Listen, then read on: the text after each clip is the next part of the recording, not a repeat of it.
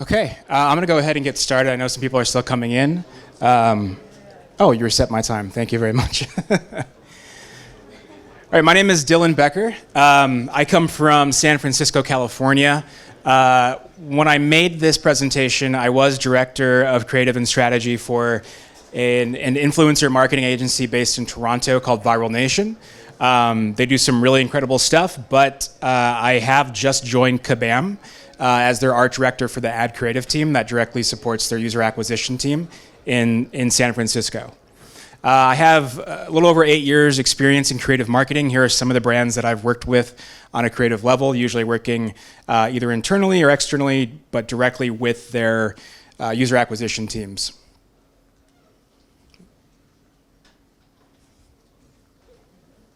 There we go. So part of the reason I wanted to give this presentation is I feel like no one really wants to talk about creative. Everyone wants to hear about creative. It's at the heart of every single campaign. Even if you're running something like a content locker, there's still a very small but present creative aspect there. I think most marketers kind of like to keep their formulas, their creative strategies a secret, which is understandable, but it leaves us all asking questions about what we should be doing, what we're doing wrong. I think a lot of conferences, a lot of presentations tend to kind of reiterate stuff like, oh, you should try video, you should try maybe 15-second video, maybe try playables. So I want to talk about something a little new, at least new from my experience. There we go. I love this quote. It's creative without strategy is called art. Creative with strategy is called advertising. I think this is super true, and it's something that I try to remember all the time when I'm working on creative strategies. So let's just dive right in. This is sort of a layout of what my creative strategy foundation looks like. When I'm working on a new campaign or a new ad, this is usually where I start. And basically, I start with a new concept, and we'll talk a little bit about where that new concept comes from. Sometimes it's based on previous concepts, sometimes it's based on previous data. But either way, you're always starting with something new, a new concept. You get some data for that concept. Maybe it's from a small campaign, maybe it's from a small test, and then you run analysis on that data. Based on that analysis, you iterate on your ad. So now you've got one, maybe two different variations of that concept, and you can start testing those. You run some A/B tests, go back to the analysis phase, get some more data, analyze that, continue to iterate. Eventually, you're going to have a winning creative. And that's at that point, you take that creative to scale. And scale involves a few other sub-steps, localization, culturalization, resizing, reformatting, so on and so forth. Run that creative at scale, and eventually the creative will fatigue, and you'll be back to square one where you're coming up with a new concept again or a variation of that last concept. Your approach might look a little different. If you don't have an approach, feel free to kind of copy this one. There is no one-size-fits-all solution to creative. Same with most elements of marketing. It's really going to depend on your needs, your KPIs, your product. So how do I come up with that new concept? Well, I like to use what I call the Odis Framework, and that stands for objective, target audience, impression sources, and sample data. The text in this table is just completely hypothetical. Just to give you an idea of what that might look like. For example, your objective might be app installs. Your target audience might be males, 18 to 34, based in the US. Maybe your app is a mobile game, so you're targeting mid-core gamers. Your impression sources are where you're running these ads, maybe UAC, Facebook, Snapchat, and some sample data. Sample data is basically any data that you have already existing that you can apply to this creative strategy. So in this example, perhaps you know that the CTA download now works really well, maybe from previous ads. Maybe you know that users of your game tend to play as cool characters or cool-looking characters. And maybe you know that your users like to play on their commute to work or to school. So once you have the stuff you already know, you want to extrapolate on that. In this example, if you know your objective is app installs, then you want a really fluid ad experience so that your user isn't clicking an ad and then landing somewhere that looks different, and they're getting confused, they're exiting the funnel. You also want a really strong CTA. In this example, our target audience are gamers, and they're younger gamers. So we want to focus on gameplay. We want to use quick, short content. We know that this target audience, 18 to 34, they're going to be using a ton of apps. They're going to be watching a lot of content. We got to make sure we grab their attention quick. Impression sources, based on those networks, we know we can create some videos, different sizes, maybe short form videos, especially Snapchat, where the limit is 10 seconds. And then, a few different size banners, especially for UAC. And then based on the sample data, if we know that players like to play as cool characters, maybe we can focus on those cool characters in the ads themselves.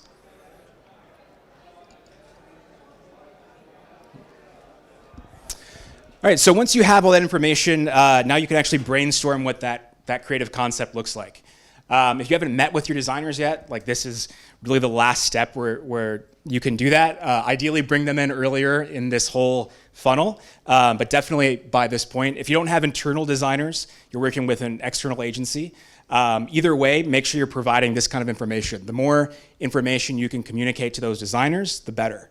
Don't treat them just kind of as an assembly line or a resource for spitting out ads. Treat them as part of your team. The more they know about what is expected of them and why it's expected, the easier it is for them to do that job.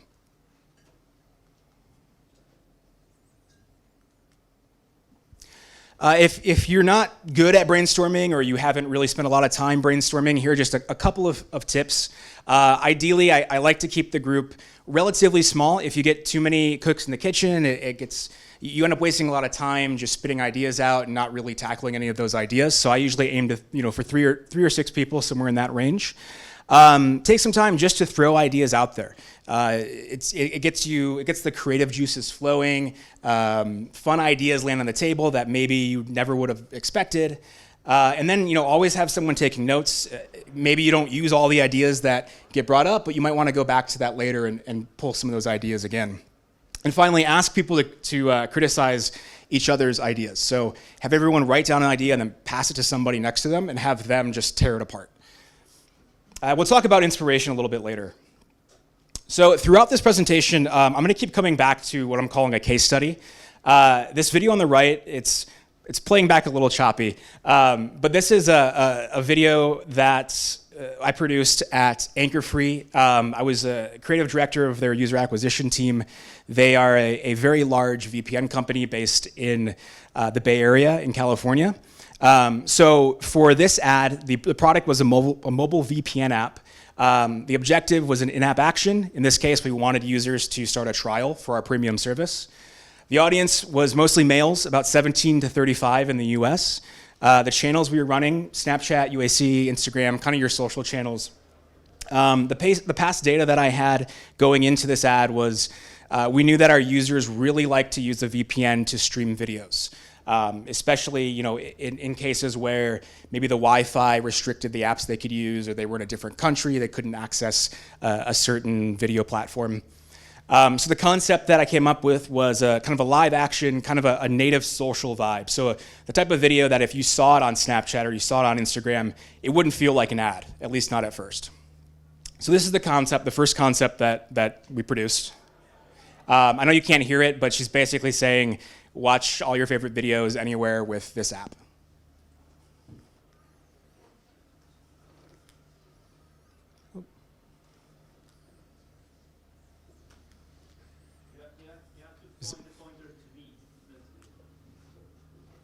Okay, there we go.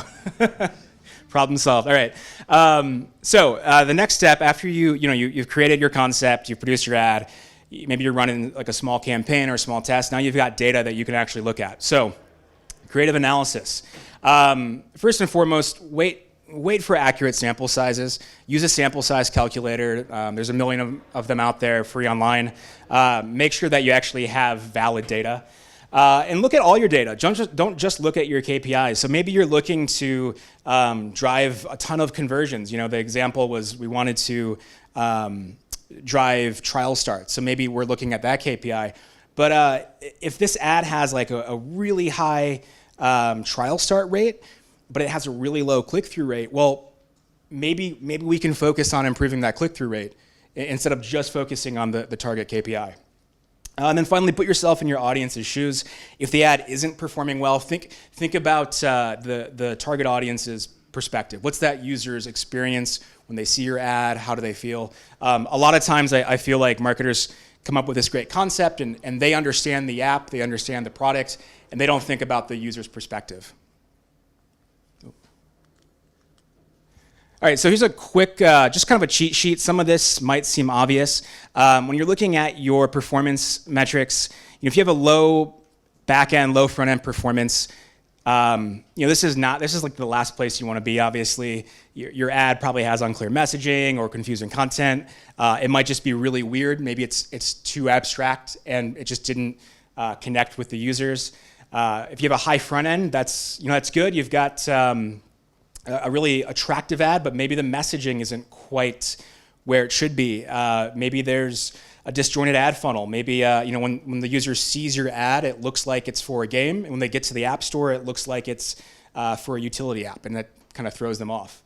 If your back end's high, but your front end is low, it might be more of a technical problem. Maybe it's the wrong target audience or the wrong channels. Finally, if you have high front end, high back end, that's fantastic. You might even want to consider just skipping the iteration phase and just pushing this right to scale. So let's talk about iteration. So once you have some data on your concept, on your creative, you want to start iterating. But don't just iterate for the sake of iterating. Always have some sort of hypothesis before you iterate. So if your initial concept has really low click-through rate, come up with a reason why that might be. Maybe it's a really weak call to action. So that's your hypothesis. All right, if I change the call to action, it'll improve click-through rate. Do that, and then you can take that to the testing phase and actually test if that's an accurate hypothesis. Make impactful edits. I see a lot of people when they get to the iteration phase, they go, all right, well, let's change this one color of this button that's on screen for a second, and that'll just shoot our metrics to the roof. Little changes like that usually don't cause too much of a performance difference. So don't waste your time on it. Don't waste your money on it. Look for bigger changes. Try to make as few changes or edits as possible. Obviously, the more changes you make, the more variables get added to the mix, the harder it is to kind of attribute which change the data later on.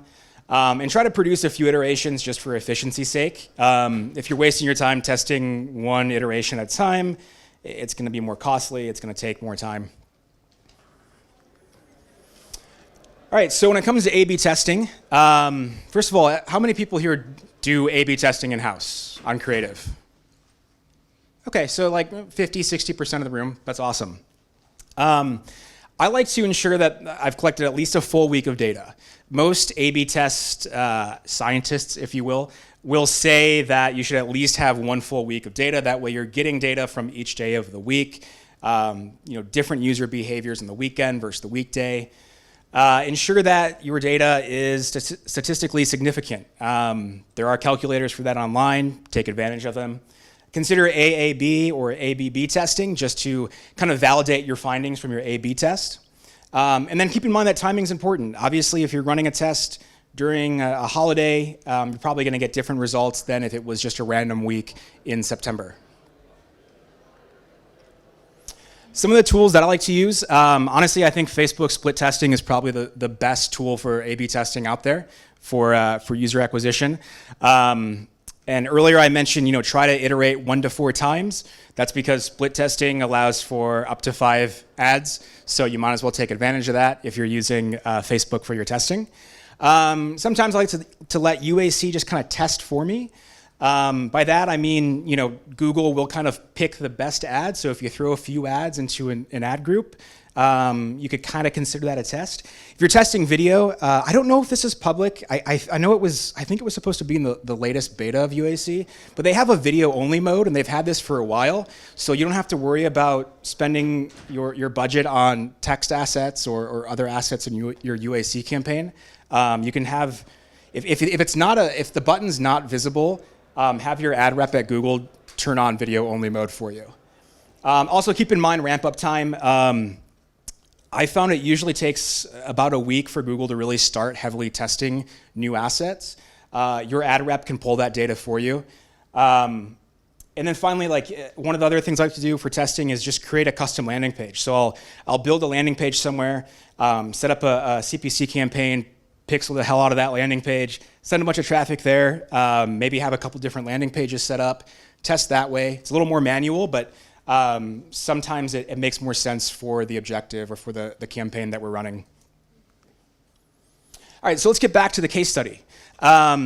This was the first video, as you remember, and this is the data from that video. We ran this on some kind of social channels. 0.32% click-through, 0.15% install rate. In this case, install rate is installs over impressions. Not great, not bad. So there we go. So the next step was to iterate. So this is the next video that we put together. It's a different actress. She's wearing a different outfit. The original actress was in like a black shirt. This one's in a bright orange shirt. This one's a brunette. The last one was a blonde. So we tried to change it up and see what would happen. And sure enough, we saw a lift. It wasn't a ton, but it was still in the right direction that we were aiming for. So then we wanted to iterate again. We thought, all right, well, what if we added more actresses? What if we had them doing more stuff? And I know I mentioned earlier that you want to test as little as possible because you don't want to introduce too many variables. For the sake of this presentation, these iterations are kind of later on in the funnel, but I wanted to show more of a drastic change for you guys.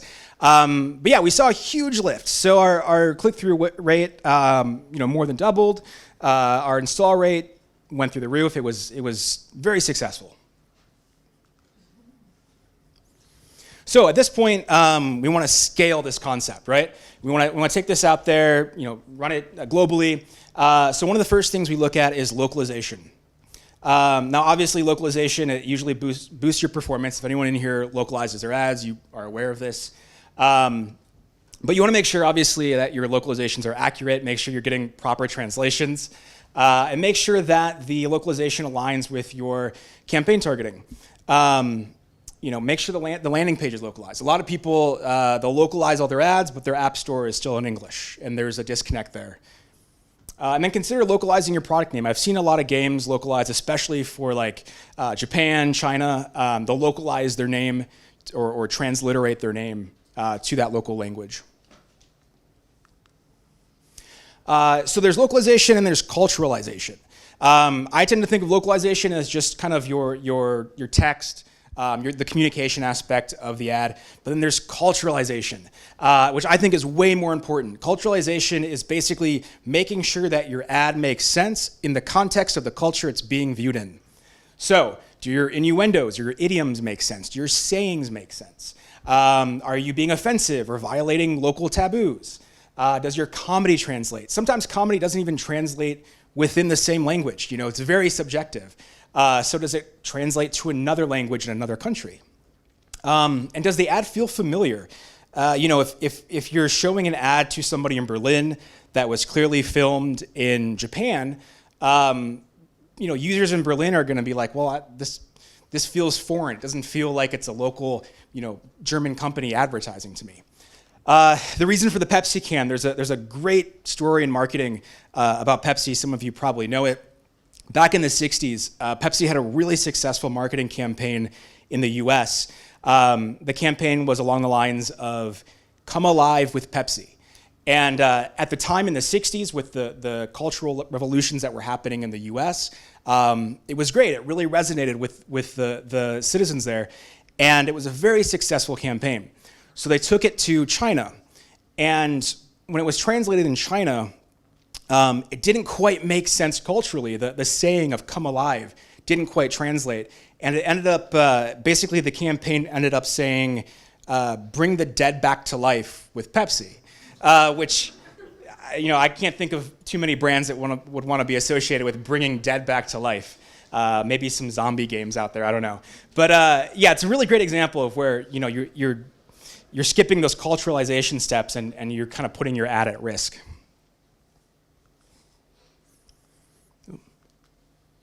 right, so let's get back to the case study. So we wanted to take this to scale. So the first step was we found an actress who spoke Japanese. We wanted to run this ad in Japan. Found an actress who spoke Japanese. Had her do the script in Japanese. We changed the text on the video to Japanese. And compared to that second video with the girl in the orange sweater, it performed pretty well in Japan, at least mostly on click-through. The install rate didn't really go up that much. So we were kind of happy at first, but we wanted better results. So the next step was to, it's not changing. There we go. So the next step was to culturalize it. So we found,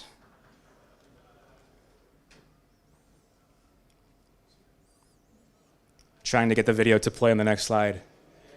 I don't know if it's, there we go. Okay, so we found a producer based in Tokyo. We had her find an actress also in Tokyo who obviously spoke Japanese, and we had her create this concept again within the same idea of creating this socially native video idea. So we had her go around, film in Tokyo, film at landmarks, film eating ramen at a hedgehog cafe, all these places, right? And we ran that against the video with just the actress speaking Japanese. And things started to go up again. Now click-through did drop a little bit, but it was such a tiny amount that it didn't bother us. But our install rate went up. It almost doubled, which was fantastic. And more importantly, our CPI was cut almost in half, and that was huge for us. So at that point, we really knew that we were kind of on the right path here for cracking that Japanese market, which is notoriously very difficult, especially for US companies.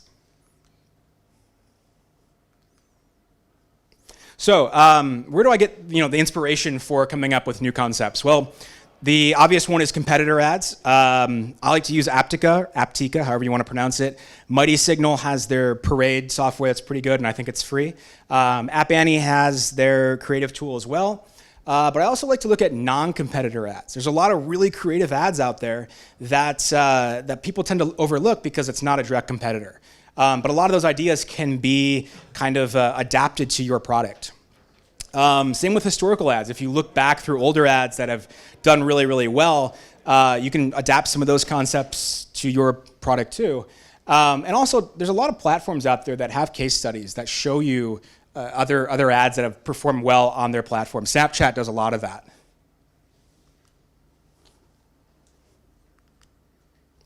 And finally, I want to talk about emerging ad units just a little bit. I think there's a panel later on about this, but I like to think about emerging ad units less as like new ad formats, because we're probably not going to see a whole lot of really like game-changing formats. Like we've got video, we've got playable, we've got audio, et cetera, et cetera. But I think a lot of these existing formats are changing, and I think that's way more important, at least in the short term. So, for example, I think we're seeing a lot more short form content, like super short form, especially with TikTok and the success there. We're also seeing kind of an influencer comeback, especially with like micro or specialized channels. So instead of just throwing your ad out there and all right, let's get this to as many people as possible, a lot of marketers are looking at like very specialized channels, and all right, we know we're going to have a lot of users that love our product here on this very, very specialized influencer channel. Also, live streaming is kind of at it's doing great. It's at like the highest popularity it's been in a long time, especially in esports and gaming.